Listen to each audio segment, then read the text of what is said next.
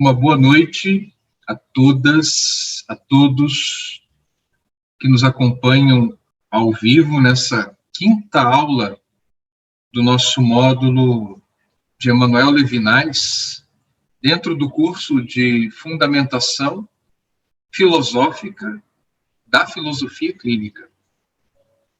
Hoje, 8 de julho de 2022, um dia muito especial.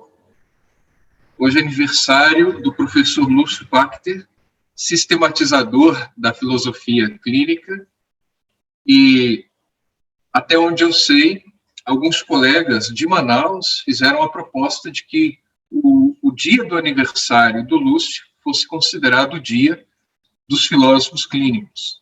Então, quero parabenizar a todos os que se dedicam a essa terapêutica tão humana, tão nobre, do cuidado ao outro. A todos os colegas que são estudantes de filosofia clínica, especialistas, pesquisadores, professores e filósofos clínicos, os nossos parabéns, o nosso reconhecimento, o nosso carinho e a nossa gratidão por todas as parcerias, né? Hoje temos filósofos clínicos no Brasil e em várias partes do mundo. Hoje é a nossa quinta aula. Eu fiquei pensando como passou rápido. E a partir da obra Ética e Infinito, hoje vamos avançar um pouco mais nos temas mais maduros de Emmanuel Levinas, a partir da obra Ética e Infinito. Quem está assistindo esse vídeo no gravado pela primeira vez, eu recomendo que retome a gravação das primeiras aulas, né? Já tem 4 disponíveis na plataforma do YouTube, e sempre focando uma conversação com a filosofia clínica. Eu quero, mais uma vez, registrar minha gratidão ao professor Will pelo espaço, pela oportunidade de partilhar esses temas que fazem parte de uma pesquisa que eu venho fazendo, não apenas em Levinas. Meu interesse é o tema da alteridade. E eu já antecipo que a próxima aula nós vamos falar do tema da alteridade, mas especificamente em filosofia clínica. Hoje vamos fazer a ponte, encerrando sem a intenção de concluir, de esgotar, porque Levinas é inesgotável. Vocês já me ouviram falar isso. Cada vez que eu leio, eu descubro coisas novas, e esse é um testemunho que todos os leitores, estudantes de Levinas fazem, né? Mas tentamos fazer uma ponte a partir de hoje para o tema da alteridade em Lúcio Pachter. Lembrando que na primeira aula nós vimos um breve histórico da história da humanidade, da história da filosofia, e concentramos nos excessos do ser do sujeito e da racionalidade instrumental. Essa racionalidade que busca colonizar o mundo, a natureza, as coisas, os outros, mesmo outros sistemas e planetas e galáxias. Essa racionalidade que tenta domesticar tudo, teorizando tudo. A existência, a sociedade. Na segunda aula, entramos numa espécie de trajetória bioepistemográfica de Levinas. Comentamos a vida dele, as obras dele, as principais, pelo menos, há muitas a serem traduzidas para o português, e no português do Brasil ainda poucas obras. Comentamos o seu projeto filosófico pessoal e vimos que há um germe lá atrás, nos anos 30, quando ele começa a escrever, ainda circunscrito em Husserl e Heidegger, mas já intentando uma saída. Se vocês abrirem Ética e Infinito, pelo menos na minha edição, é a página 64, a minha edição, lembrando, é do ano de 2007. O Felipe Nemo pergunta sobre os pensamentos dele da totalidade, e ele diz assim: a minha crítica da totalidade surgiu, de fato, após uma experiência política que ainda não esquecemos. Só esse trecho. Porque aqui nós temos um divisor de águas. É a partir dos horrores do nazismo, do hitlerismo e dos totalitarismos e de tudo que foi vivido na Segunda Guerra, né, Hiroshima, Nagasaki, Levinas, ele acelera aquilo que era até então ideias intuitivas do seu projeto filosófico. Aí o tema do outro começa. Na terceira aula, entramos na obra Ética Infinito e comentamos um capítulo sobre as influências dele, né? As leituras filosóficas, bíblicas, Russell, para a gente perceber de onde vem a base metodológica de Levinas. Na quarta aula, que foi a aula passada, nós fizemos um salto. Fizemos uma leitura comentada de Heidegger, porque toda a obra de Levinas, a partir da Segunda Guerra, vai ser se distanciar de Heidegger e criticar Heidegger. Então, fizemos uma leitura um pouco mais atenta do capítulo 2, mas comentamos panoramicamente todos os capítulos 3, 4 e 5 e vimos que o tema da alteridade, o tema do outro, ele foi se encorpando, se consolidando. A partir de Delevasion, dos anos 30, Levinas busca, então, uma saída da ontologia, uma saída do ser. Quando ele escreve da existência ao existente, ele ainda faz ensaios fenomenológicos. Mas o tempo e o outro, ele já introduz, a partir da noção do tempo, começa a pensar a alteridade. A primeira, então, figura, vamos falar assim, da alteridade foi o tempo, o futuro. Nós não conseguimos manipular, compreender o tempo. A segunda figura é a morte. A morte é um outro absoluto que nos desconcerta, nos desorganiza. Ela nos escapa a qualquer possível racionalização. Mas Levinas já apresenta a figura do feminino. Antes de falar do outro como um outro desconhecido, o estrangeiro, o hóspede, a viúva, o órfão, o pobre, a mulher, ela é contemplada como uma figura de fronteira, que ainda habita a morada do eu no mundo, e esse eu é um eu masculino, é importante pontuar isso, né? É um filósofo, é um homem falando. Depois o tema do feminino, como a gente colocou, vai crescendo na obra de Levinas. E o tema da filialidade. Então percebam esse percurso das obras de Levinas. O fio da meada, o ser, a ontologia, o ser em excesso, depois as figuras do tempo, da morte, do feminino, da filialidade.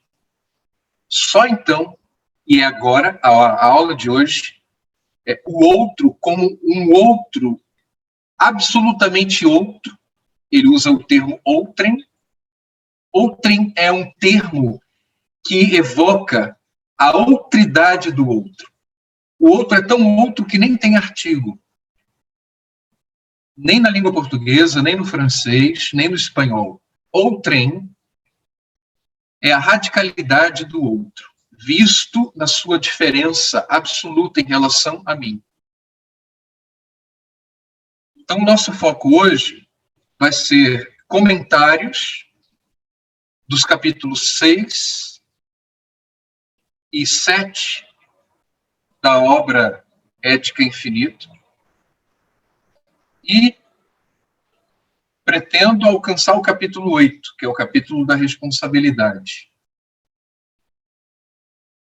Nesses 3 capítulos, nós vamos ter 2 dedicados à totalité infinie, totalidade infinito, que são os capítulos 6 e 7, e o capítulo 8, sobre a responsabilidade, ele dedica a obra de 1974, que é Autrement Quête ou De l'Adolescence. Como a gente combinou, então, eu faço a exposição, depois a gente abre para interlocuções. Tá bem? O Felipe Nemo começa o capítulo 6º, que se chama O Segredo e a Liberdade, já dizendo, falaremos hoje da obra Totalidade e Infinito, que é de 61. E ele já apresenta o tema. Em que é que totalidade e infinito se opõem? Então, eu quero chamar a atenção de vocês para esse E que une totalidade e infinito, como se fosse uma junção. Mas não é uma junção, é um antagonismo aqui, é uma oposição. A totalidade versus infinito. Então é importante compreender que tudo que a gente estudou, desde a primeira aula até aqui, Levinas, então, vai colocar na palavra totalidade. Todas as críticas, por isso que eu fiz questão de fazer aquele apanhado histórico. Porque toda a história da filosofia, para Levinas, toda a história da filosofia ocidental, é uma história das tentativas de uma teoria universal de tudo. O humano, o eu, esse ego, ele quer colonizar o mundo. E ao colocar o mundo dentro de si, ele cria uma representação do mundo, da sociedade, das pessoas, dos outros, das outras sociedades.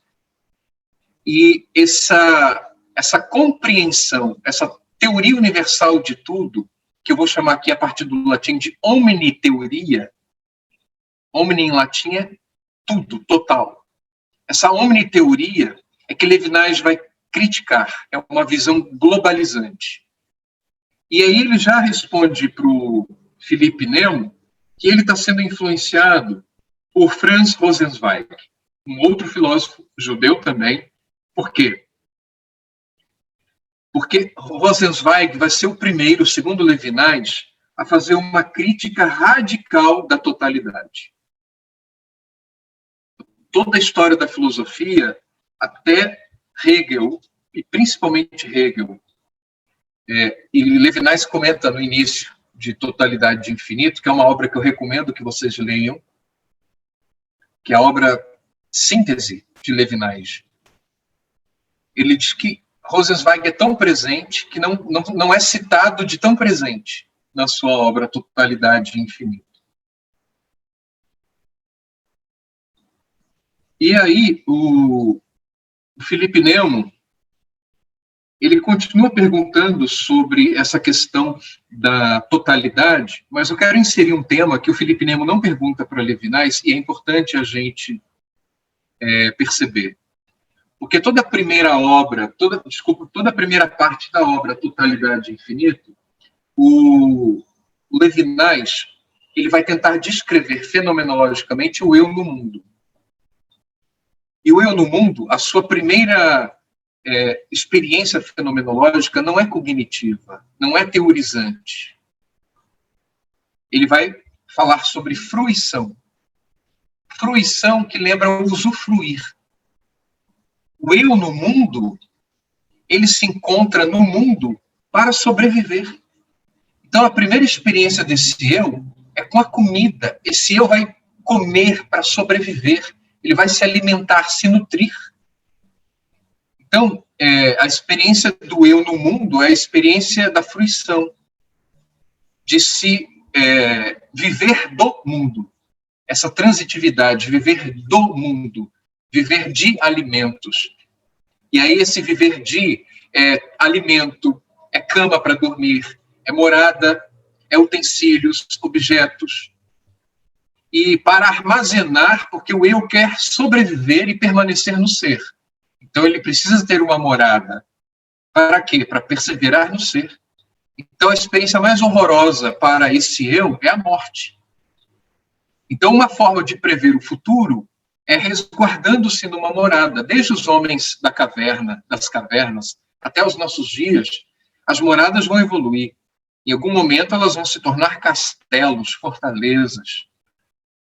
Então essa morada, seja uma morada simples, seja uma morada como o castelo de um rei, É a imagem do eu no mundo com as portas e janelas fechadas. E aí o Levinas ele desenvolve o tema da preguiça. É muito interessante, é muito humano isso, né? O eu no mundo que faz a experiência do cansaço, do vazio, da solidão e do trabalho. Para preservar-se no mundo é preciso trabalhar. E para preservar-se no mundo é preciso armazenar dentro de um espaço as minhas colheitas, o fruto do meu trabalho. Então é muito interessante, a obra Totalidade Infinita pode ser então vista em duas partes, dois momentos. O primeiro momento fala desse eu preso no ser. O Carlos Suzin foi um dos primeiros a trazerem para o Brasil o Levinas. Ele escreveu uma obra chamada O Homem Messiânico. E ele comenta que Totalidade Infinita, então, pode ser vista, primeiro, o império, o reino do ser. E a outra parte é o reino do bem. O bem está fora do ser, fora da ontologia, fora da teoria, fora da totalidade. Então a gente já começa a vislumbrar as diferenças muito nítidas que Levinas quer colocar entre a totalidade que fecha o reino do ser, que conceitua, que teoriza, que dá identidade às coisas, que em aulas anteriores eu pedi para vocês guardarem, registrarem esse verbo, né? É o eu que constitui o mundo. E do outro lado, e fora dessa interioridade, Levinas chama de exterioridade. É o que está fora do eu, fora da morada, fora da totalidade, é a exterioridade. É o outro. É o outro que, em algum momento, se revela no horizonte do eu. E essa ideia de horizonte é própria dos fenomenólogos, a visada, o horizonte, porque a fenomenologia trata de percepção. Então, a visão, inclusive, é uma faculdade muito presente nos ensaios fenomenológicos. Então, em algum momento, na morada do eu, na economia do ser, da egoidade do eu, que quer sobreviver no mundo, aparece um outro. E esse outro, o eu tenta colonizar como coloniza as coisas, entender como entende as coisas, mas algo do outro escapa. Algo do outro transcende. Algo do outro resiste. E essa ideia de resistência é levinasiana. E é uma das principais teses dessa obra, Totalidade Infinita. Algo no outro resiste ser capturado, englobado, tematizado. Por quê? Porque o outro ele tem uma dimensão de infinito. E aí ele vai se inspirar lá em René Descartes, nessa questão do infinito.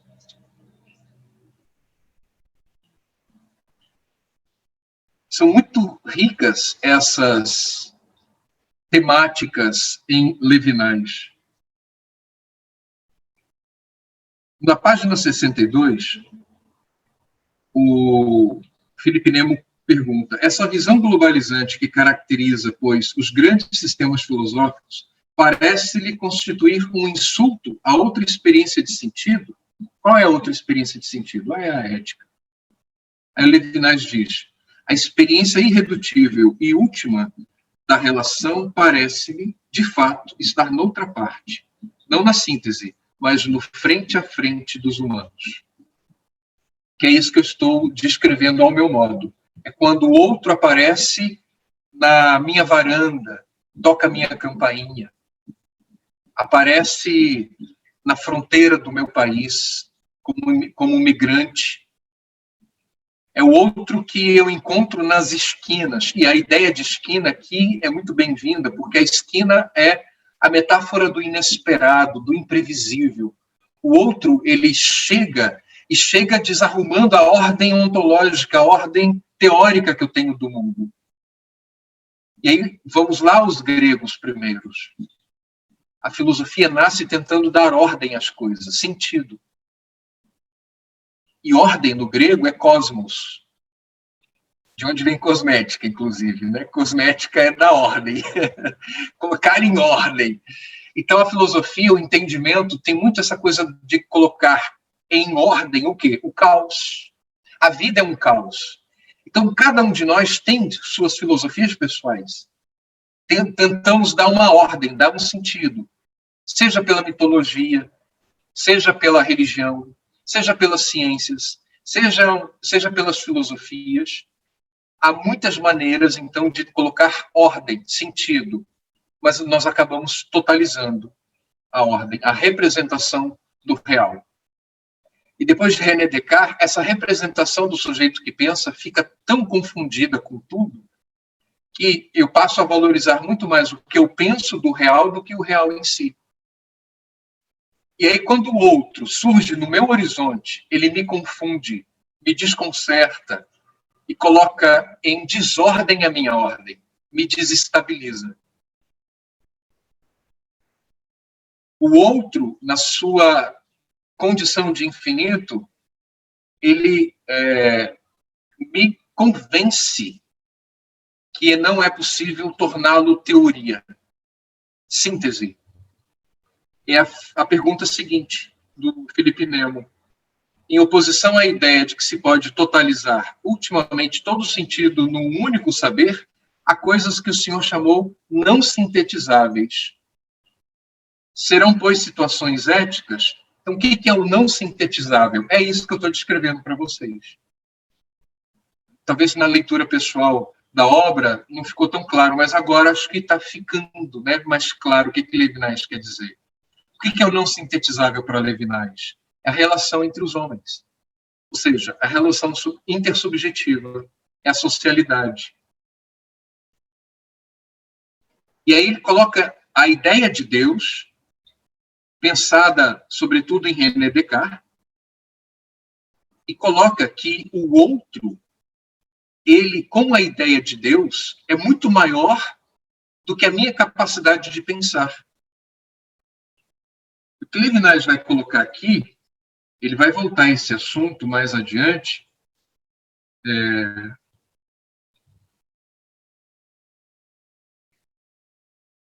O que Levinas vai colocar aqui é a ideia do infinito. Nós podemos fazer um pulo para a página 74.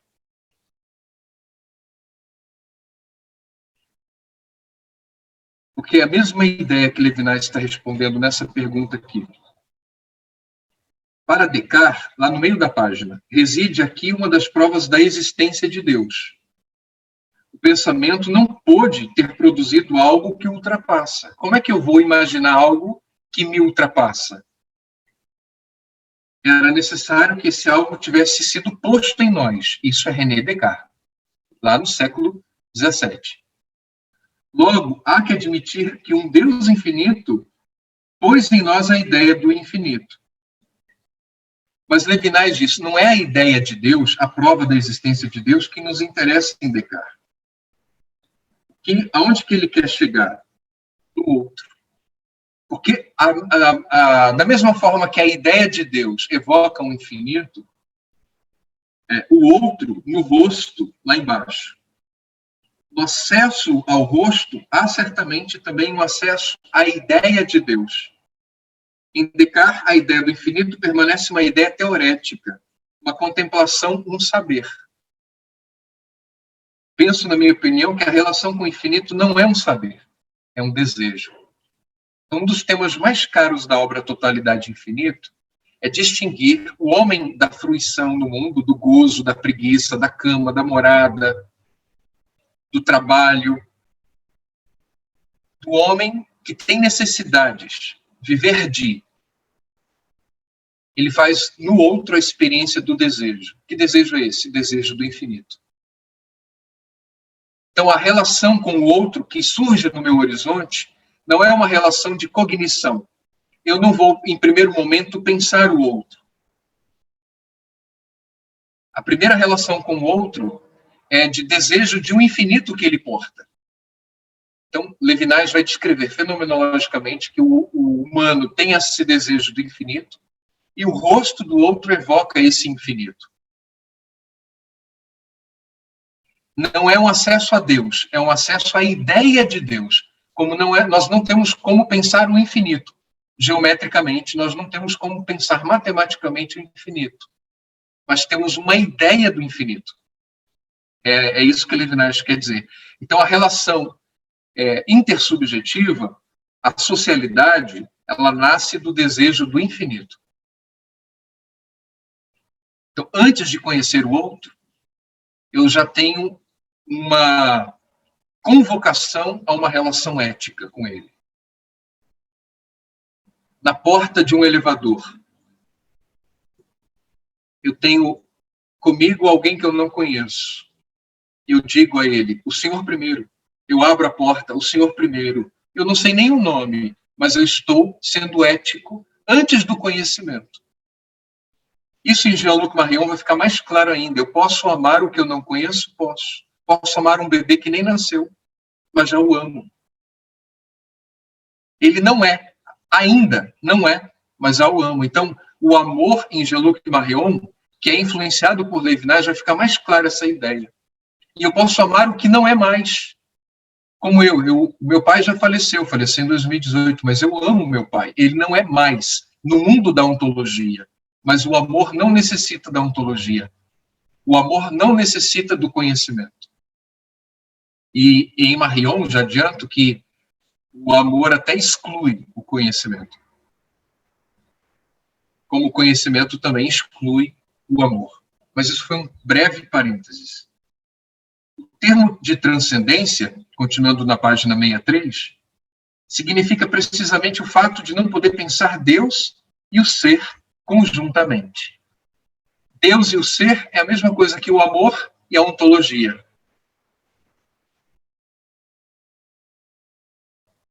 E prosseguindo os nossos comentários, lá na página 64, ele vai dizer uma coisa que eu quero destacar. A verdadeira subjetividade humana é indiscernível. Sempre se soube isso ao falar do segredo da subjetividade, mas esse segredo foi ridicularizado por Hegel. O que é esse segredo? Nós podemos colocar aqui um termo de outras traduções.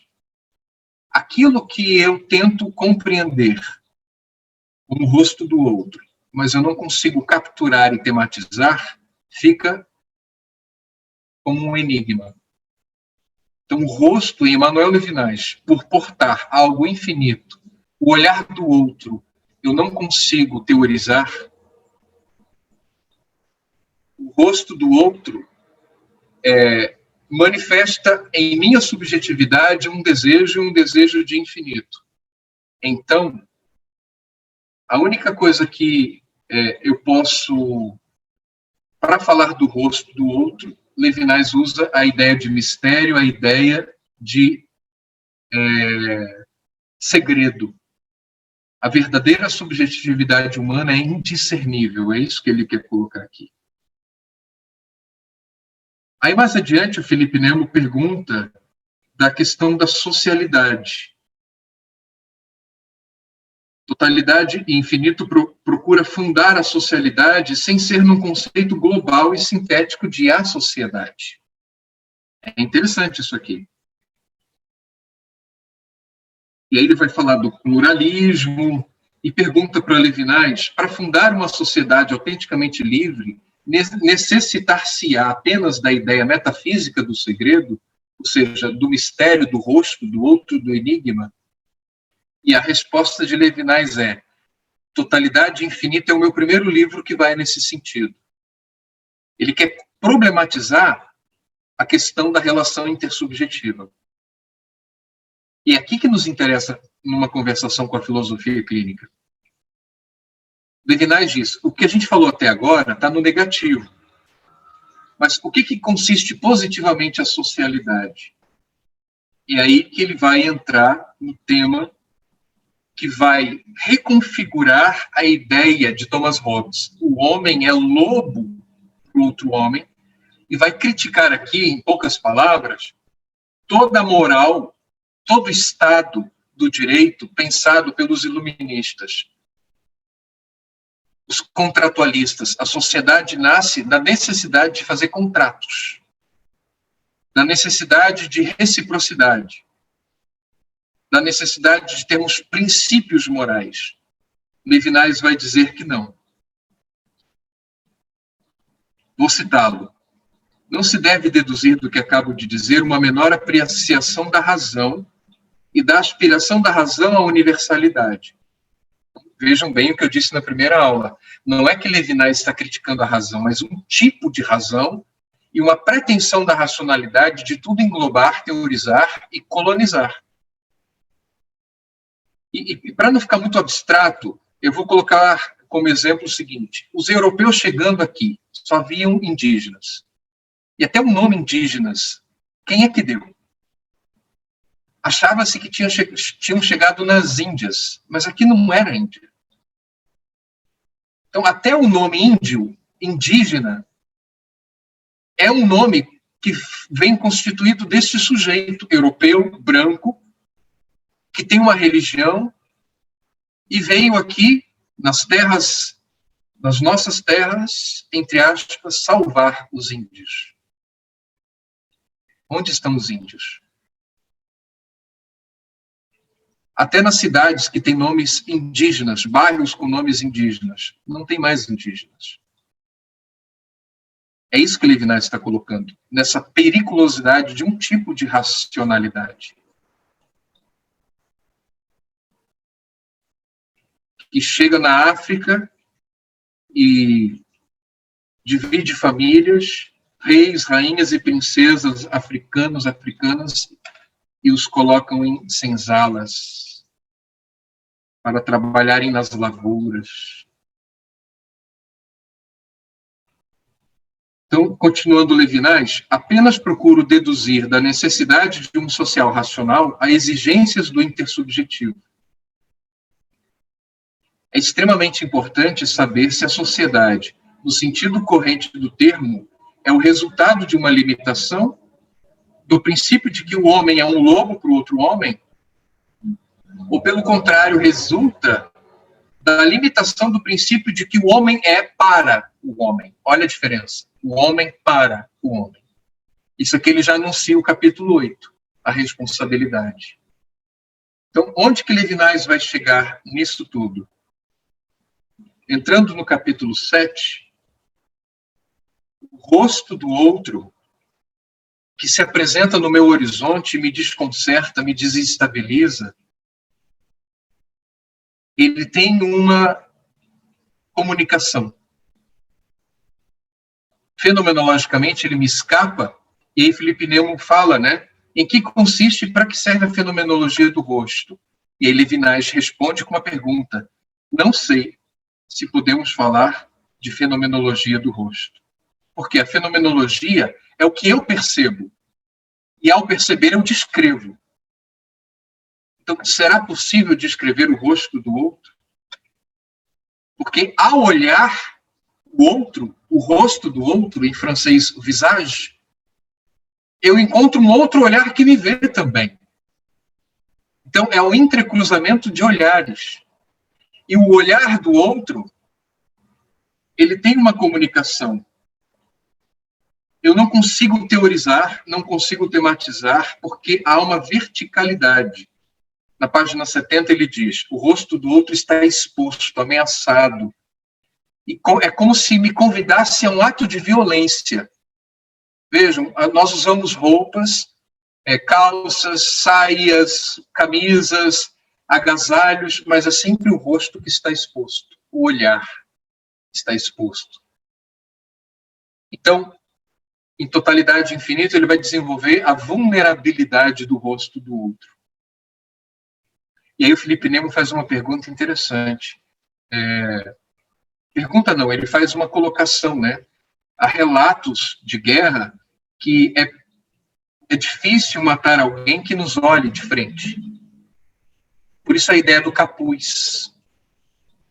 Encapuzar o outro, para que ele não me olhe, porque o olhar do outro, segundo Levinas, tem um dizer: não matarás. E lendo Levinas, ele diz: o rosto é significação, mas significação sem contexto, ou seja, ele está entre as coisas do mundo, mas não é do mundo. É do infinito. É de uma transcendência. E Levinas diz: o rosto é sentido apenas por ele. Tu és tu. O rosto não é visto. Não é a cor dos meus olhos. Quem olha para mim, vendo o meu rosto agora dando aula, né? Um homem dos seus 40 e poucos anos, já com fios brancos no cabelo, na barba, algumas rugas aparecendo, tem muito da minha história no meu rosto. Tem muito da minha história, da cor da minha pele, a temperatura da minha pele. Então, é possível descrever algo do sensível, da minha sensibilidade, da minha sensoriedade. Mas no rosto do outro está toda a minha condição. No rosto do outro está o infinito.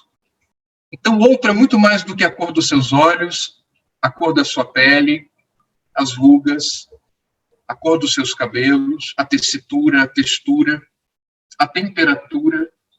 O rosto não é visto por isso. É o incontível, leva-nos além. A nossa visão, ela busca compreender o mundo, teorizar o mundo. Descartes e Spinoza chamavam de adequação. Então, o que é o pensamento? É quando aquilo que eu vejo corresponde àquilo que eu penso. O real e a representação do real. É uma adequação. Então, o rosto do outro inaugura uma inadequação. Aquilo que mais adiante ele vai chamar de desigual. Na página 74, podemos fazer uma ponte, um link. Vejam o que ele diz. No meio da página, ele coloca assim, ó: a ideia do infinito implica um pensamento do desigual, onde o ideatum desta ideia é o que esta ideia visa, a visão.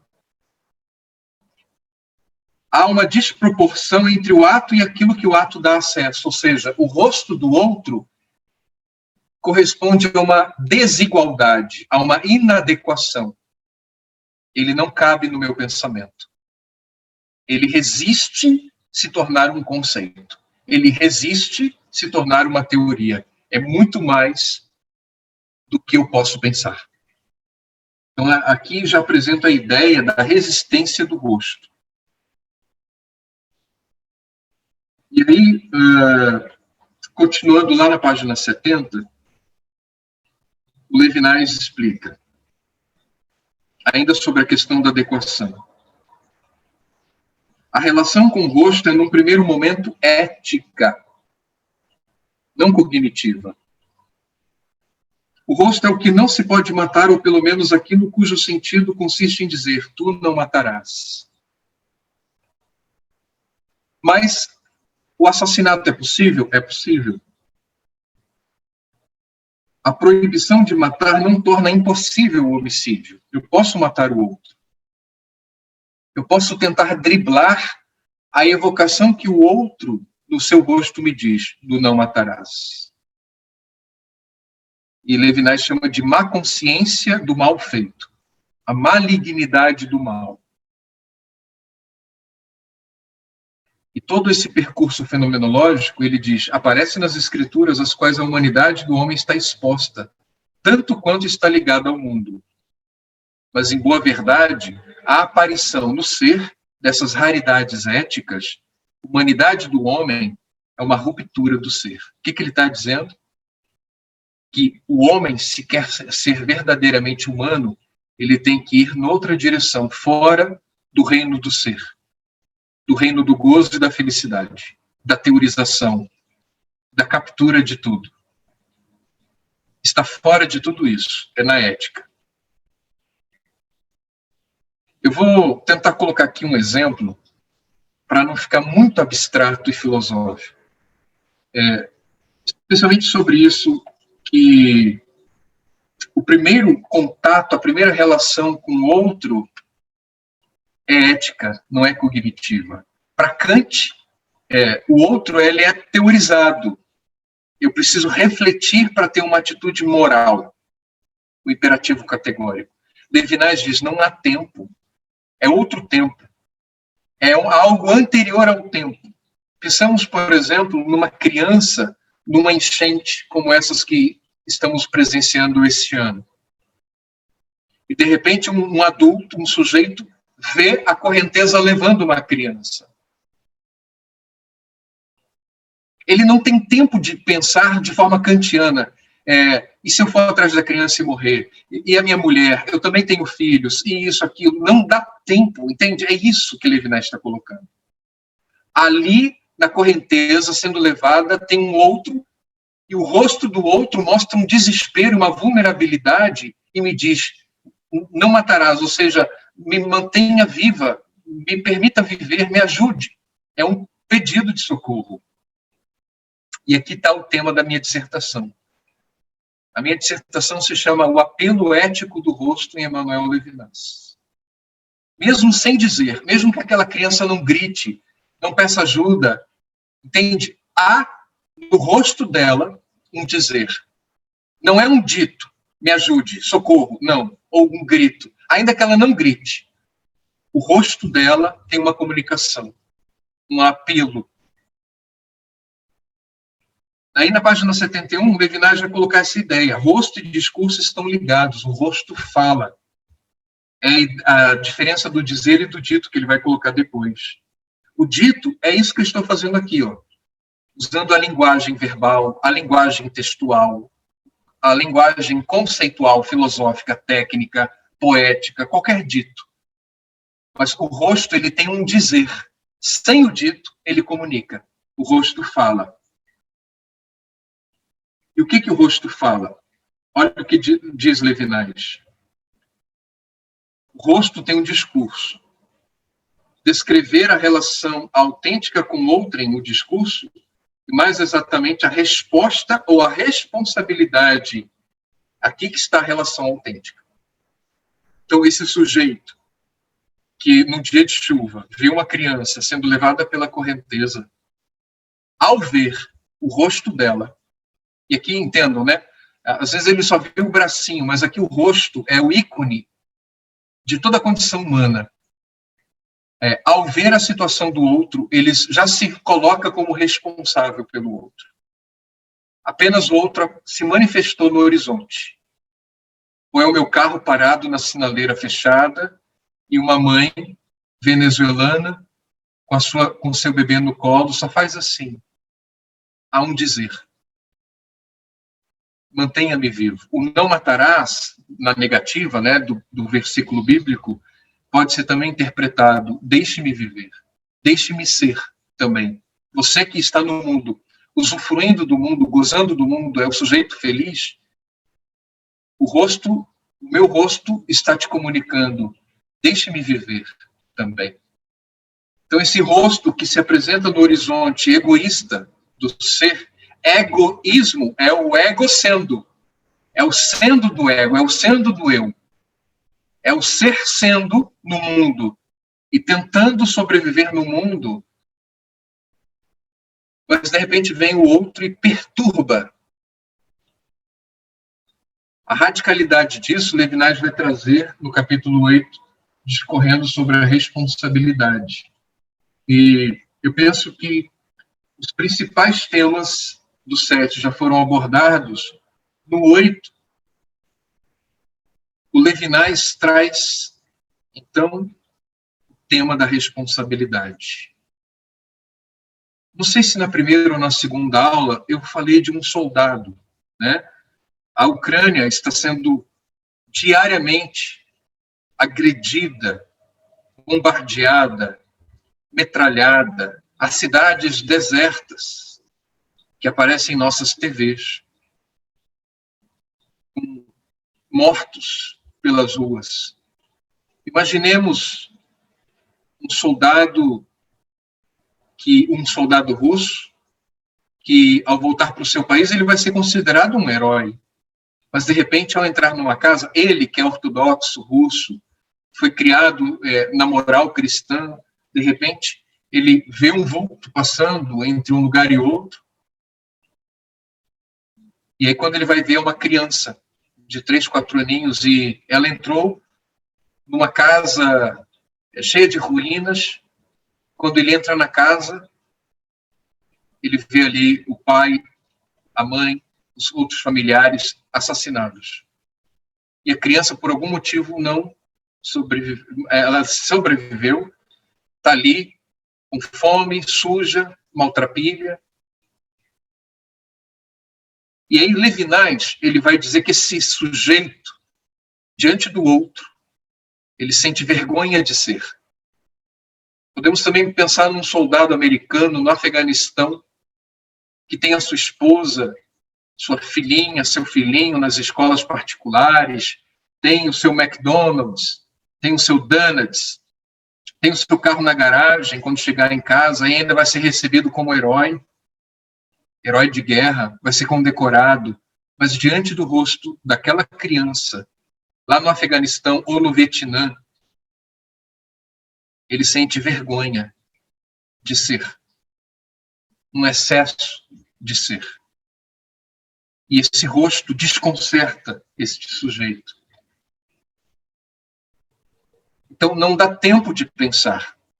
O rosto do outro, então, me convoca a uma responsabilidade que me ultrapassa. Uma responsabilidade que vai além da minha capacidade de dizer sim ou não. Ela é indeclinável, essa responsabilidade. Levinas, lembram que ele é lituano, e a Lituânia ela fez parte da União das Repúblicas Socialistas Soviéticas. Mas Levinas, ele nasce antes disso, antes da Revolução Russa em 17. Ele nasceu em 1905. Então, Levinas, ele foi influenciado pela literatura russa, como Dostoiévski. E em muitos momentos, Levinas cita Dostoiévski, especialmente essa frase: eu sou culpado por tudo e todos, e uns mais do que os outros. Na página 82 está essa frase: somos todos culpados de tudo, e de todos perante todos, e eu mais que os outros. Essa experiência da culpa que está ligada à responsabilidade. O eu sempre tem uma responsabilidade a mais do que os outros. Podemos, então, compreender essa frase de Dostoiévski, a partir de Levinas, assim: somos todos responsáveis de tudo e de todos, perante todos, e eu mais responsável por todos. Esse momento, o Felipe Nemo está perguntando para Levinas se nós somos responsáveis também por quem nos faz o mal. E se o outro não quiser ser responsável por nós? Aí Levinas diz: isso é assunto dele. Toda a filosofia de Levinas tem o eu como ponto de partida. E ao ler Levinas, esse eu sou eu, Cadu. O Vêncio, quando lê Levinas, é o eu, Vêncio. A Miriam, entende? O João Bertolino, a Denise, é eu como sujeito que me vejo implicado nessa responsabilidade pelo outro, que no seu rosto me convoca, me invoca, e essa responsabilidade é indeclinável. O rosto, então, tem um pedido e uma ordem. Um pedido de socorro, porque esse outro é o pobre, é a viúva, é o órfão, é o estrangeiro. Há um pedido: me socorre, me mantenha vivo, me dá de comer, me dá hospitalidade, me ajude a ir para o hospital, eu estou em depressão, me ajude, me leve num terapeuta.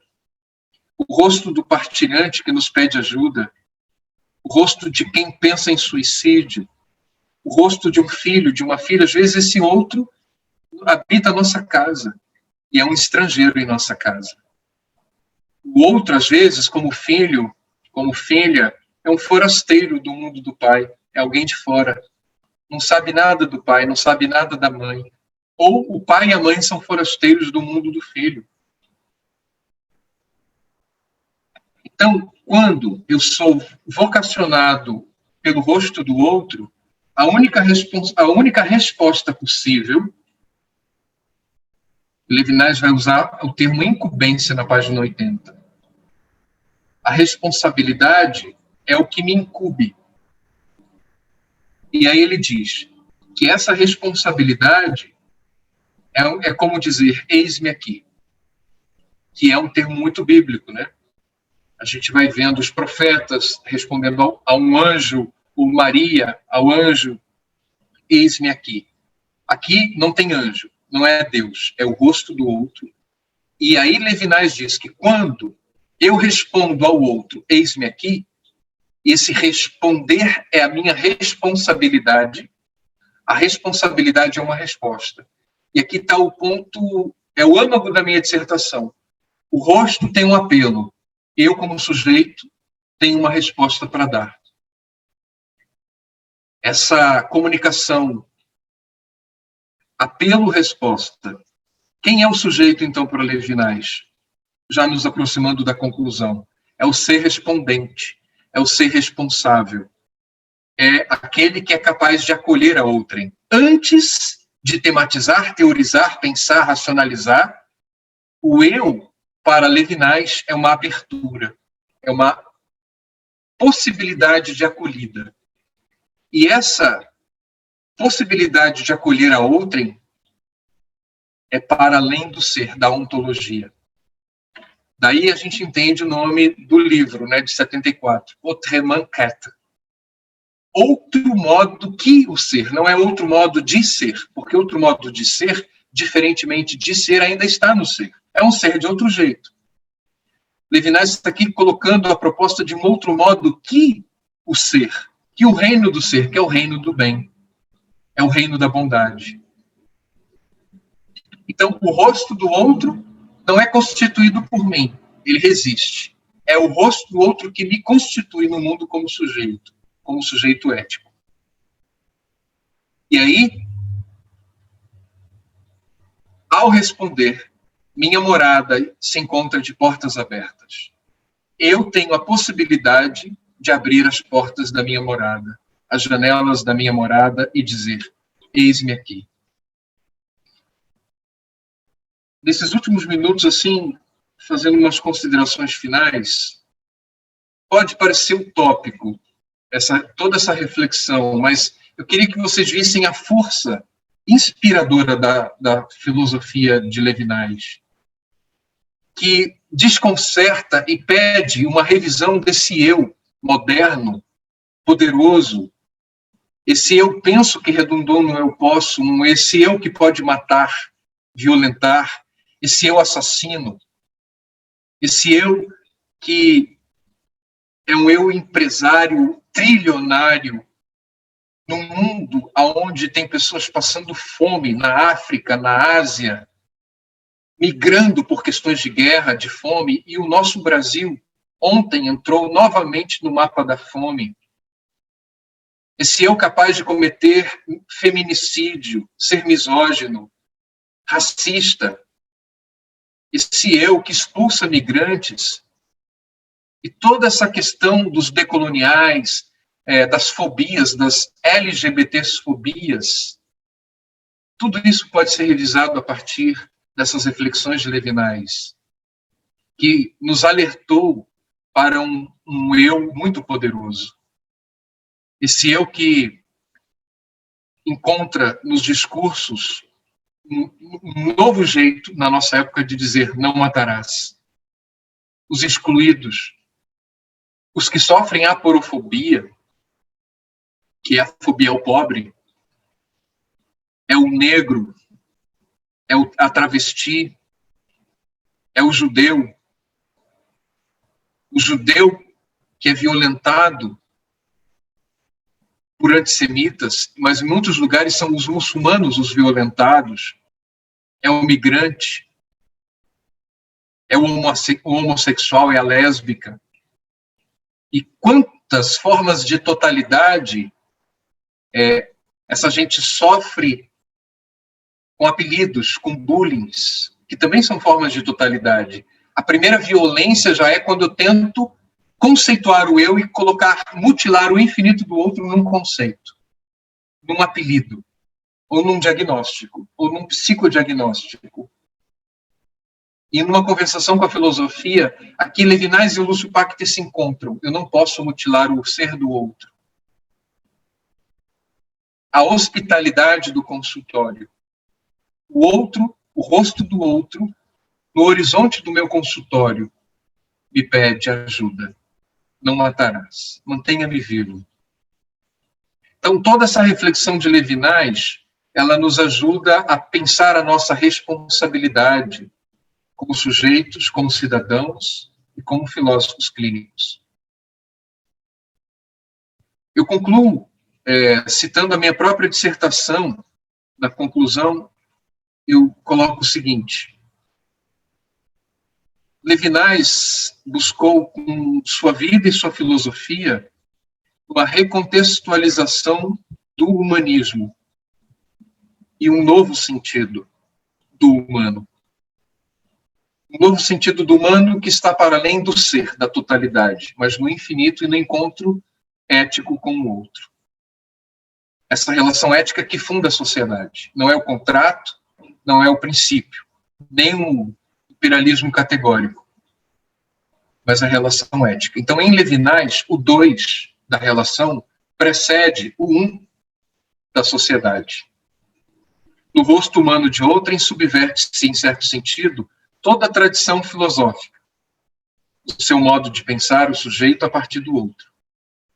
O outro humano, ao se apresentar no horizonte da totalidade do eu, em sua fragilidade e precariedade por meio do seu rosto, exige deste sujeito uma resposta. Nosso esforço no presente trabalho foi o de descrever esse despertar para o apelo ético no rosto, mediante a tarefa de explicitar como, na intersubjetividade entre o mesmo e o outro, se dá o intercâmbio entre o apelo e a resposta. Em Levinas, portanto, ser sujeito é ser capaz de responder ao apelo ético do rosto humano do outro.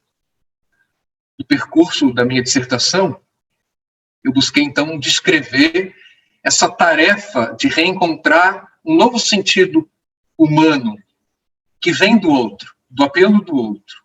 E é esse apelo da relação ética que funda verdadeiramente a nossa sociedade.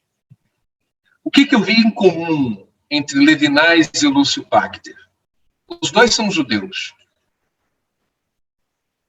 Levinas vem de um pai erudito, livreiro.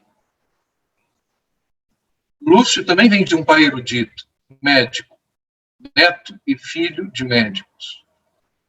E os dois, um no âmbito da filosofia, o outro no âmbito da medicina, tentaram encontrar saídas. Cada um ao seu modo, cada um ao seu tempo, cada um com o seu método. Eu vejo em Lúcio e Levinas pensadores de encruzilhada. Como assim? Eles estão abertos às diferenças. Como Levinas, ele modificou muitas coisas, conversando com outros filósofos, conversando com culturas diferentes. Ele é um judeu conversando com a cultura ocidental, grega, em língua francesa. Lúcio também. Ambos poliglotas, ambos tentam conversar com as diferenças, ambos estão abertos a rever suas posições. Há uma sutileza nos dois, em Lúcio e em Levinas. Nos seus métodos, eu encontro os dois, sutilmente, de uma forma genial, fazerem com que os filósofos digam o que eles precisam que digam. Forte isso, né? Tanto em Levinas, que é um filósofo que vai transformando o diálogo intersubjetivo dentro e fora do espaço acadêmico, e vai conversando com outras perspectivas, o Lúcio conversou com todas as escolas filosóficas, sistematizou todas as escolas e mais, manteve nas origens e mantém até hoje um diálogo com todas as terapêuticas de origem psiquiátrica, de origem psicológica e de origem psicanalítica. Os dois buscaram ir além de uma linguagem. Num primeiro momento, a filosofia clínica, ela tem um modelo organizacional, base categorial, estrutura de pensamento, submodos, e tudo muito bem ordenado. Mas quando chega na matemática simbólica, nós já vemos um impasse de linguagem. E Lúcio não trabalha mais com conceitos fechados, mas com descrições, e quando chegamos nas sinonímias, nós estamos muito próximos daquilo que Levinas vislumbra do dizer, para além do dito. São fenômenos, são experiências, mas que não conseguimos traduzir em linguagem. Então, ambos buscam sair de uma linguagem rigidamente ontológica, categorial, e buscam ultrapassar esse essencialismo do conceito. Então, ambos chegam na fronteira da linguagem. E em Levinas nós vamos encontrar uma adverbialidade, muito mais do que o substantivo e do adjetivo. E Lúcio, na matemática simbólica, com as sinonímias. Os dois viram na fenomenologia um caminho metodológico, mas os dois buscaram ultrapassar, cada um ao seu modo. Lúcio também, de algum modo, ampliou a fenomenologia, porque há outros modos de acessar o outro. Os dois se encontram quando pensam a singularidade, mas eu vejo que Lúcio foi mais sofisticado e foi mais além que Levinas. Porque a singularidade na filosofia clínica, ela mapeada, sem nenhuma pretensão de totalizar num conceito, em diagnóstico, nem trabalhamos com a ideia de normal e anormal. Mas o outro é mantido e garantido no seu infinito. A estrutura de pensamento não é o outro. É um mapeamento por aproximação, jamais por exatidão, do outro. E o cuidado ofertado é a maneira do outro, nos submodos do outro, no tempo do outro e do jeito do outro. Então, Levinas e Lúcio Pachter se encontram em muitos pontos. O infinito do outro que Levinas traz, nós podemos ver nas associações tópicas e submodais. E na conversação da singularidade do outro com a sua base categorial também é única. A maneira desse outro viver seu tempo e seu mundo. A ética é encontrada em ambos. Ambos pensam a alteridade. Eu localizo Lúcio Pachter nesse contexto em que Levinas se encontra. Inaugurando, só que Levinas pensa o outro, filosoficamente. Lúcio pensa em cuidar do outro. Clinicamente, a partir da filosofia. Há uma divergência na maneira de pensar em o acesso ao outro. Levinas está correto. Fenomenologicamente, eu jamais vou acessar o que o outro pensa, nem me colocar no seu lugar. Mas Lúcio, ele não tem apenas a fenomenologia como método e base. Nós temos muitas outras maneiras de acessar o outro, como a matemática simbólica, a intuição e outras formas que nós conhecemos em nossos cursos.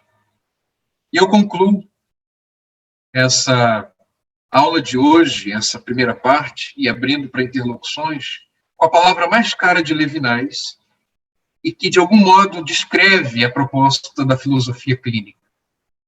Responsabilidade. Tanto Levinas quanto Lúcio Pachter buscaram pensar de um modo dirigido à universalidade. Levinas, em suas obras, ele diz: eu escrevo pensando em todos os homens. Lúcio sistematizou uma metodologia onde todas as formas de manifestações de existência, desde a Grécia Antiga até hoje, são possíveis, e a filosofia clínica é um saber em aberto. É possível mapear, a partir de Lúcio Pachter, novas manifestações ao longo da história. Temos uma grande responsabilidade. Esse outro que nós chamamos amorosamente, carinhosamente de partilhante, que partilha conosco sua história, sua trajetória, um trecho do caminho, ao se apresentar no meu consultório, em seu rosto, ao narrar sua história, me coloca, me convoca a uma responsabilidade por ele. ele me hospeda no seu mundo. Eu retiro as sandálias porque o território da sua alma é sagrada. Mas, de algum modo, eu também hospedo o outro na minha vida. Eu o hospedo e altero o meu tempo, altero a minha agenda, volto às anotações depois da sessão de terapia. Então, o encontro com o outro, ele se dá durante a clínica, antes da clínica e depois da clínica. Aquilo que Levinas chama de intersubjetividade, nós chamamos de intersecção. É uma hospitalidade mútua, uma vocação ao cuidado. E Lúcio diz que não é possível ser filósofo clínico se não tiver a condição da amizade. Muito obrigado, Lúcio Pachter, pelo dia de hoje que você aniversaria e, em sua pessoa, a homenagem a todos os filósofos clínicos que se dedicam na pesquisa, nas aulas, nos consultórios, nas escolas, nos hospitais, ao cuidado do outro humano. É isso, pessoal, que eu preparei para, de forma breve, precária, expor para vocês, alinhando várias ideias. E agora fiquem à vontade de abrir os microfones para colocarem questões, podem usar o chat também.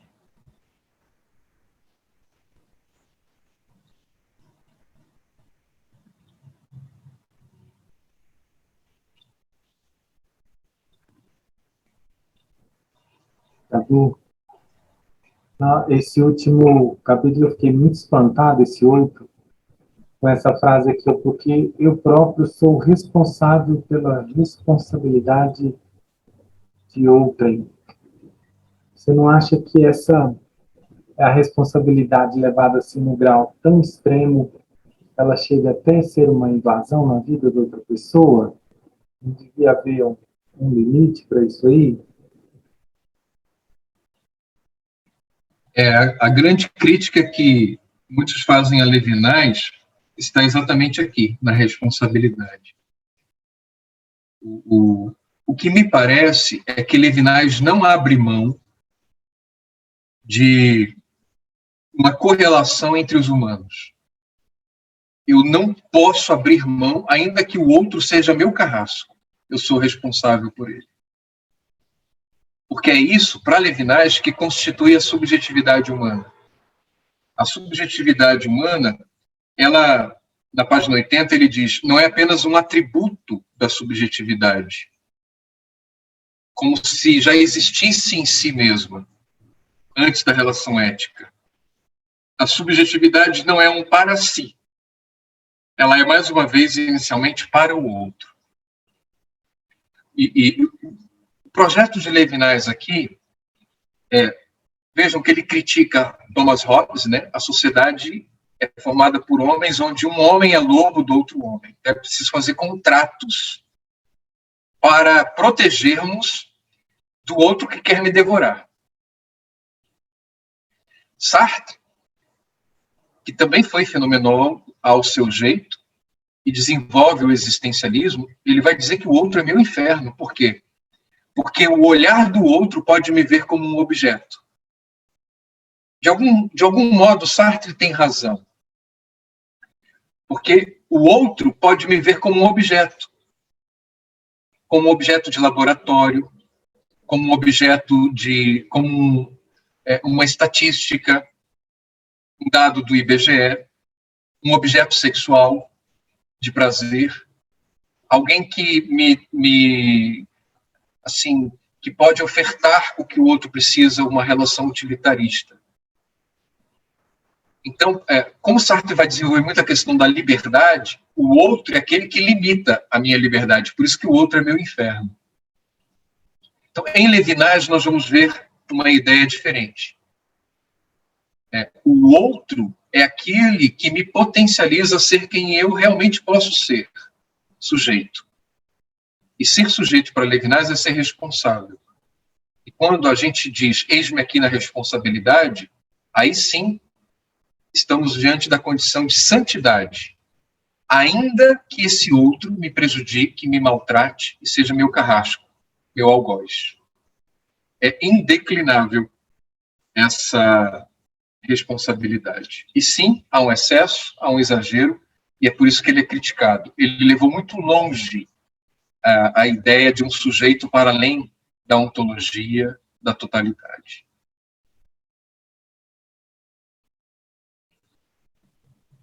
Essa obra, Luiz, é uma das mais difíceis de Levinas. Uma das mais, não, é a mais difícil de Levinas, o Hermann Cattering.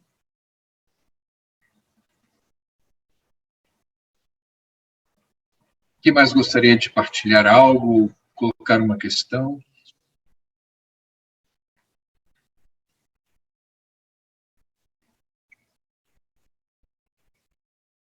Os colegas estão pensando aí, uma dúvida.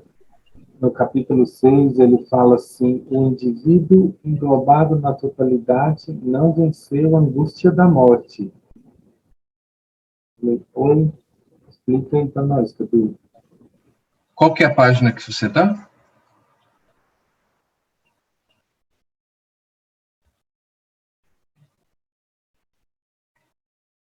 Eu acho que o seu áudio fechou, sem querer. Por querer mesmo. Eu não anotei a página, Cadu. Espera aí que eu vou achar. Não tem problema. É que eu não entendi mesmo a sua fala. Se você puder repetir, Luiz. A frase é assim: um indivíduo englobado na totalidade, aquela parte que ele está falando sobre totalidade infinita, né? O indivíduo englobado na totalidade não venceu a angústia da morte. A primeira página, lá embaixo.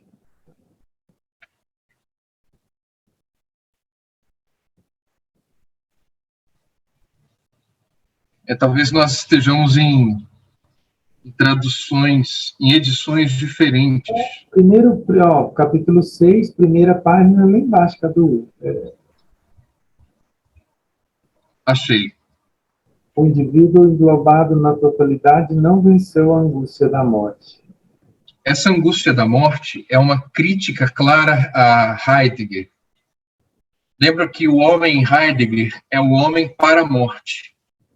Daí toda a construção fenomenológica a partir da temporalidade.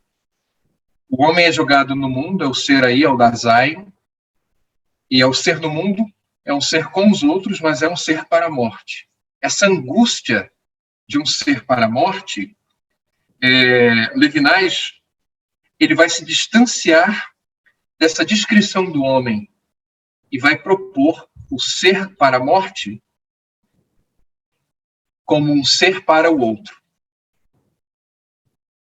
Então, ao invés de viver preocupado com a minha morte, em Levinas, eu vou viver preocupado com a morte do outro. Olha, eu até agradeço muito a sua colocação. A gente podia ter uma aula só de perguntas e respostas, né, para enriquecer. Esse é o grande projeto de Levinas, de se distanciar de tal modo de Hegel, de uma história fechada e totalizante na dialética, e de Heidegger, que descreve o ser, mas o ser ainda está muito em excesso. O ontologismo de Heidegger, ele contribui com as reflexões de Levinas, mas de algum modo vai ficar tão descaracterizado que é outra coisa em Levinas. Quem é o homem, o sujeito em Levinas? É o ser para o outro.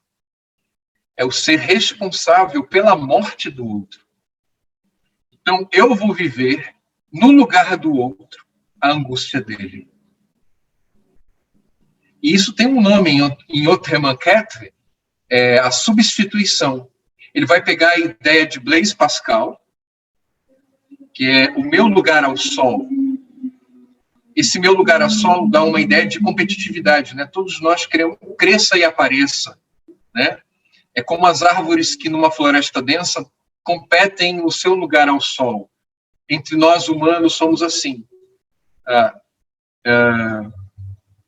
Eu estou dando aula, então eu estou ocupando o lugar de alguém. O jovem passou no Enem, mas aquela vaga podia ser de outra pessoa, entende? Alguém estuda e passou num concurso público, mas aquele concurso público, aquela vaga não poderia ser minha, poderia ser de outra pessoa. Então, como é até um nome de uma novela, né, que passou recentemente, Meu Lugar ao Sol. O Levinas, ele vai trazer com essa ideia da culpa em Dostoiévski, da responsabilidade, essa ideia de substituição. Se precisar, eu tiro o pão da minha boca e dou para o outro que tem fome. É a substituição. É a subjetividade como uma espécie, vista como uma espécie de substituição. O outro ganha espaço em mim de tal modo na responsabilidade que eu oferto o meu lugar ao sol para ele. É aí que ele vai trabalhar a ideia de Messias e vai propor um mundo messiânico. O que é ser Messias? Não é um ser outro Cristo. Levinas é judeu. Mas, em alguns momentos, ele cita, inclusive, Jesus de Nazaré. O ser Messias, uma sociedade messiânica, é uma sociedade onde nós aprendemos um estilo de vida para além da totalidade, para além do ser. Um outro modo que o ser. Qual modo? A ética da responsabilidade. Eu agradeço muito a sua pergunta, que nos ajuda a fazer o arremate do alfaiate com essa ideia da subjetividade. Cadu, é isso que ele era uma outra dúvida, eu acho que você explicou, quando ele fala assim, a aparição no ser dessas raridades éticas, a humanidade do ser, é uma ruptura do ser. Então é a questão de sair da ontologia e ir para a ética da responsabilidade. Né? Exatamente. E não se trata de sair da solidão. O outro não é apenas alguém que me salva da solidão. O que nós podemos confundir. Se eu penso assim, eu ainda estou me servindo do outro. Ao retirar-me da solidão, povoando a minha solidão. Não é sair da solidão, é sair do ser e ir para o bem, para a bondade. É a constituição do sujeito através do outro como bondade, como bem. Aí ele vai se inspirar em Platão.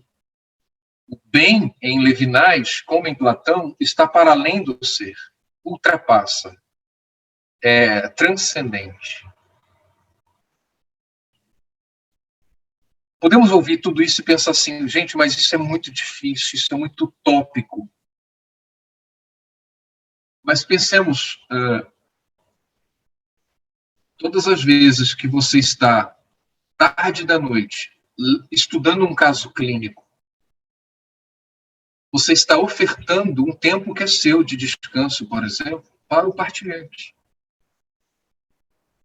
Então você saiu de si, saiu do ser em excesso, do sujeito que pensa, e aqui, com a metodologia da filosofia clínica, né, e ligando todas as ideias de Levinas, eu saio de mim. E eu posso dizer que muitas vezes eu me vi sem alteridade para atender, ou uma dor de cabeça, ou uma crise asmática. Hoje mesmo eu tive uma forte dor de sinusite.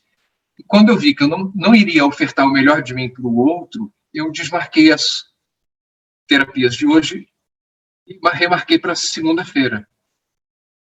Quando eu vejo que eu não posso ofertar o melhor de mim, eu prefiro remarcar. O outro não merece que eu ofereça o meu mais ou menos. Mas eu já fiz a experiência, e digo como testemunho, de muitas vezes não estar bem, me perceber sem uma disposição de alteridade e começar a clínica e fazer uma recíproca de inversão com o outro e sair, depois de 50 minutos, 1 hora de clínica, muito melhor do que antes. A saída do ser. Então, é um outro modo que o ser. O bem, a bondade em Levinas, ele pode nos salvar de nós mesmos. É isso que ele está dizendo. É extremamente difícil porque somos frutos, filhos de uma cultura que encastelou o eu, empoderou o eu, nas músicas, na moda, na cultura, no cinema, nos filmes, nas novelas, nas propagandas, o eu é o centro. Lembram a primeira aula? Por que é tão difícil falar no outro, na alteridade? Porque nós ainda somos culturalmente ligados, imersos nessa cultura individualista e narcisista, autocentrada, egóica, poderosa demais. Então, o outro, para Levinas, é a única possibilidade de saída. É a ética. E aqui, pessoal, não é ir ao outro afetivamente. Eu posso ter raiva, mágoa. O outro pode ser meu inimigo.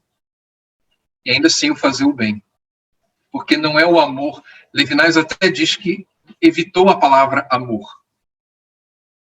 Porque, segundo ele, é adulterada demais. Mas nas últimas obras ele trabalha a palavra amor. E Levinas vai nos ajudar a entender a própria vocação da filosofia. Por quê? A filosofia retirou o amor das suas abordagens.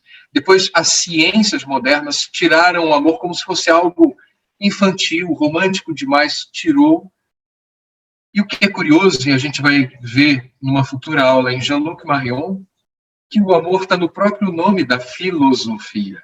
Philos, em grego, é amor, é o amor de amizade. Sophos, Sofia, é sabedoria.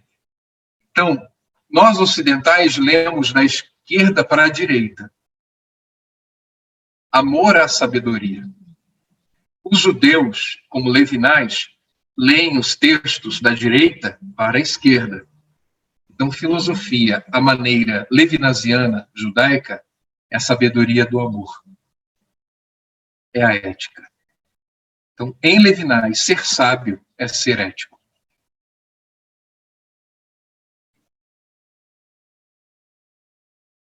Alguém mais gostaria de trazer questões ou ilustrações? Como é que tudo isso chega para vocês, gente? Numa conversação com a filosofia clínica, como é que chega até o coração de vocês?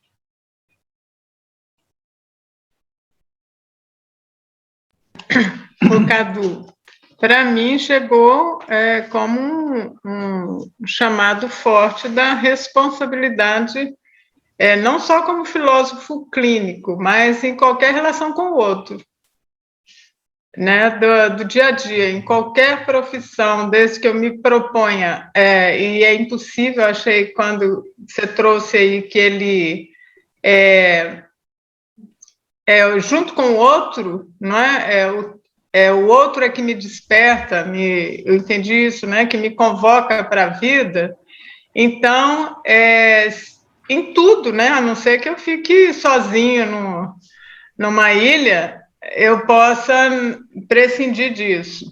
Mas essa mudança em qualquer aspecto ou qualquer situação, não acho que é exclusivo do filósofo clínico, é qualquer, como você disse, na família, na relação com qualquer, sempre voltando na relação com o outro, relação médico-paciente, terapeuta-cliente, e essas relações todas, até agora que a gente está vivendo, e as relações virtuais, eu achei interessante também quando você colocou como que eu falo, né, dou uma aula online e não vejo o rosto do outro. Eu fico incomodada também.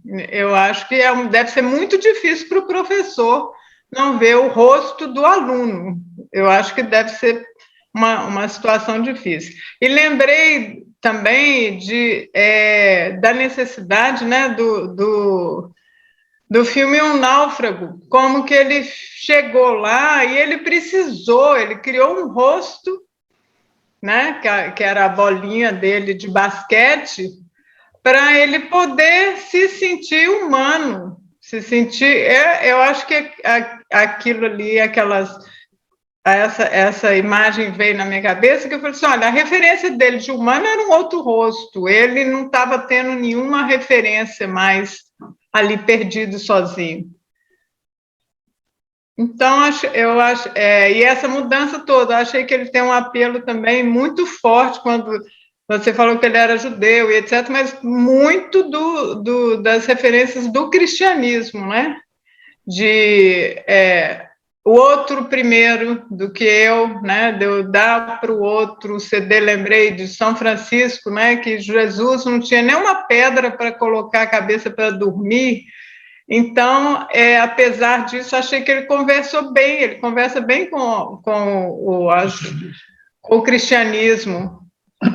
Ele traz muito isso. E essa questão de, enquanto não mudar esse conceito de que o outro é coisa, né, o mundo é coisa, né, naquela ideia, voltando lá, se o mundo é uma representação minha, no sentido que eu, como ser humano, que peguei a classificação de tudo. Lembro de uma experiência do goetheanismo, que na antroposofia a gente tinha que fazer, era de observar e tentar tirar todo o conceito, que foi dificílimo, era dificílimo. Olhar, que sempre que você olha, já vem primeiro, é um ser humano, é uma árvore, é um cachorro, é um notebook, é isso, assim, para você olhar para o mundo sem ter a definição, já o conceito pronto. É uma experiência que não foi fácil. E eu acho que para mim está ficando isso, eu olhar para o outro e desprovida desses preconceitos, de tudo, né, prejuízo, porque ele é que vai me trazer realmente a informação. Miriam, quanta riqueza você traz. Vou começar do final. Será que nós podemos olhar para a natureza e pensar o outro como em Levinas? Ou a partir de Levinas? A natureza, qual seria o rosto da natureza? Será que eu posso olhar para um cachorrinho e nos olhos do cachorrinho e ver no cachorrinho um rosto? A partir de Levinas? São questões. O Hans Jonas, ele coloca essa questão ecológica, né, que a gente falava na última aula, as gerações futuras. Haverá futuro se a gente não cuidar da natureza, visando os próprios outros que nem nasceram ainda, os filhos dos nossos filhos, os netos dos nossos netos. Haverá futuro para eles. E quando você traz a bola de beisebol do filme O Náufrago, se eu encontrei certinho, era o Wilson, né? Ele deu um nome para o Wilson para que naquela bola ele encontrasse um outro. Porque aí, nessa experiência do náufrago, você estava falando do náufrago, e eu estava, antes de você falar, pensando no Robinson Crusoe, a experiência do Sexta-feira. Né? Para Sartre, o outro é meu inferno, o inferno são os outros. Nessa perspectiva de Levinas, o inferno é a ausência dos outros. Então, no náufrago, a gente percebe tanto isso que ele precisou transformar uma bola de beisebol num amigo, num confidente, para sobreviver, e ainda que tangenciando uma alteridade ali, uma representação, e é ele que constitui o outro, mas é uma boa ilustração para a gente perceber que nós somos feitos para a socialidade, né? Nós somos feitos para a coexistência. É o nosso sentido da pluralidade, da socialidade. Nós somos seres sociais. Isso em Levinas é muito claro. O Levinas, ele só não vai desenvolver a questão do Estado, da sociedade, da justiça. Ele vai tangenciar. Tanto que, eu não citei essa parte, mas ele vai dizer que ele não buscou descrever uma ética, apenas encontrar um sentido para ela, uma base mais profunda e original para a ética. Mas ele não vai fazer como os iluministas, como Kant, descrições de morais, pode, não pode, deve, não deve, não. Em Levinas, antes de tudo isso, e isso tudo é importante, mas é secundário, é na relação ética, né, que somos constituídos. E é o outro que me constitui, sempre, como sujeito. E constitui a sociedade. Então, agradeço muito, Miriam, a sua colocação lá.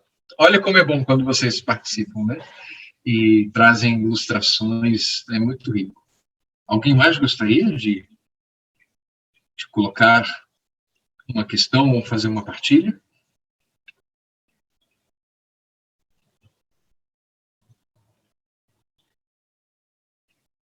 Quem diria que Robinson Crusoe e o filme Náufrago iriam ajudar a gente a estudar Levinas, hein?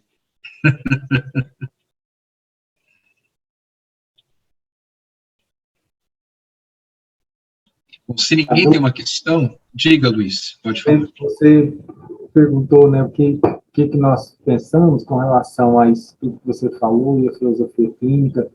Naquela parte final, você mostrou muito bem assim, as aproximações do Levinas com o professor Luiz Pachter, né? Mas eu falo para você, eu acho que o grande choque para mim dessas lições foi essa questão da responsabilidade. Eu ainda tenho que refletir mais, mas assim, nós somos responsáveis pela responsabilidade do outro, sabe aquele patos do agendamento máximo? Foi assim que eu senti, sabe? Realmente foi um choque grande isso aí.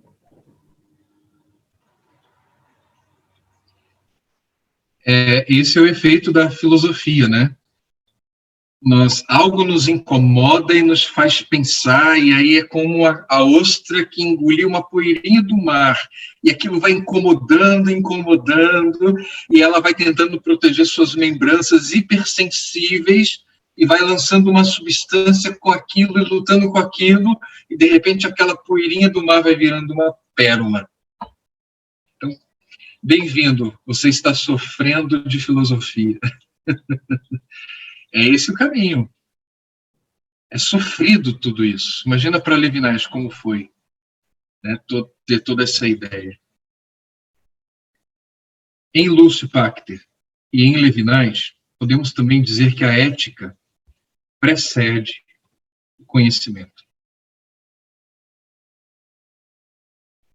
A ética, ela vem em primeiro lugar. Então, mesmo que nós tenhamos feito cursos de psicologia, de direito, mesmo que nós tenhamos muita formação religiosa, católica, evangélica, espírita, muçulmana, judaica, de matrizes africanas, tudo isso diante do outro vai estar em suspenso, em suspensão. Em filosofia clínica e em Levinas, a ética precede. E dentro disso, podemos colocar uma coisa que Levinas diz em Totalidade e Infinito, que, de propósito, ele faz com que a teoria e a prática se confundam. Levinas fala isso. Algo disso a gente percebe na filosofia clínica. Nós temos todo um arcabouço teórico muito bem sistematizado, bem fundamentado, mas, diante do outro, eu preciso colocar a prática da ética, a prática da escuta, para que somente em segundo lugar toda a minha teoria venha. E venha segundo a relação intersubjetiva. É o outro que vai me dizer o que dessa teoria, dessa metodologia vai ser necessário para ele. Eu não tenho como colocar a priori, a princípio, já ter um plano, já ter um procedimento clínico. Então, essa ética, ela exige também, para ser amorosa, cuidadosa e responsável, ela exige uma humildade.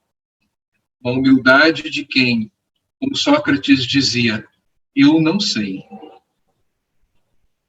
mas eu vou saber porque vou escutar, vou aprender do outro.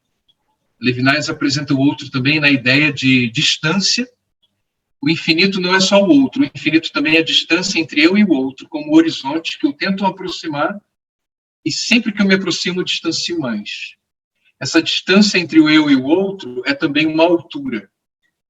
Em Levinas, diferente de Martin Buber,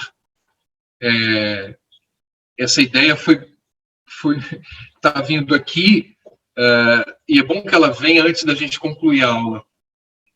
Não há reciprocidade. Essa ideia me salvou desde que eu aprendi com Levinas, de muitas situações, e eu precisei reconstruir, depois de desconstruir algumas coisas. Nós sofremos muito expectativas nas relações de família, pais e filhos, esposa, amigos, relações eróticas, relações com o Estado. A gente espera a reciprocidade. Em Levinas não existe, porque cada um é único. O que Levinas vai colocar no lugar é a ideia de assimetria. E o outro está sempre numa altura maior do que eu, numa distância que eu não posso percorrer. O outro, para Levinas, é um mestre. Como assim o outro é um mestre? O outro é um mestre porque só ele pode me ensinar sobre ele. E isso casa com a filosofia clínica. O primeiro momento da clínica, que é de escuta da historicidade, dados divisórios, enraizamentos, eu estou aprendendo com o outro, porque só ele pode me ensinar sobre ele. Então, o outro é um mestre. De algum modo, há essa diaconia, esse serviço, que a clínica nos coloca, né? Clínica é inclinar-se. Como o garçom se inclina, né? E a terapia do verbo no grego é o cuidar, é o servir. Então, eu me inclino como clínico para servir como terapeuta ao outro. E a filosofia que eu vou filosofar não é Platão, Aristóteles, nem Levinas. É o outro na sua existência. Vou pensar com ele, jamais por ele, substituindo o seu lugar. A não ser que em situações talvez extremas, isso seja manifestado como um caminho clínico e o outro peça para que eu faça isso, mas sempre com muita ética, com muito cuidado. Quando o outro solicita que eu o ajude a interpretar algo. Concluindo, na filosofia de Levinas, na filosofia clínica de Luspacter, o amor vem em primeiro lugar. O outro vem no primeiro plano. É isso aí, pessoal. Se todos concordarem, a gente encerra. Estaremos em recesso, né? Por uns dias e voltamos em agosto com a aula.